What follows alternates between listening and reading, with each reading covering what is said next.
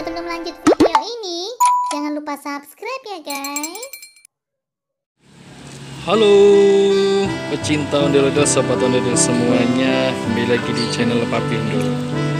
Nah teman-teman ondel-ondel semuanya, sekarang saya sedang berada di daerah Jalan Keramat Kulon ya. Nah di sini ada ondel-ondel nih yang selalu menunggu ya, atau sebagai penunggu di Jalan Keramat Kulon. Ya seperti apa kita lihat ya ondel-ondelnya nih.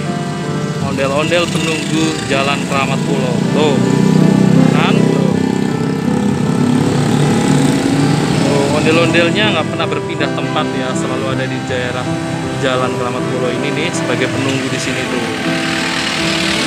Ondel-ondelnya cewek nih, cakep, berbaju merah, selendangnya biru.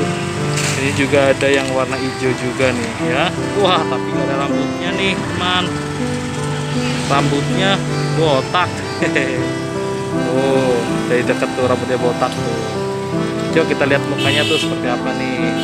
Oh, tuh kan, wih, kayaknya mukanya udah mulai catnya ngelupas ya. Ini gak ada orangnya nih ya. Ini warnanya hijau gelap, tuh, roknya hitam. Ini udah penunggu Jalan Keramat Kulon. Oh. Wih.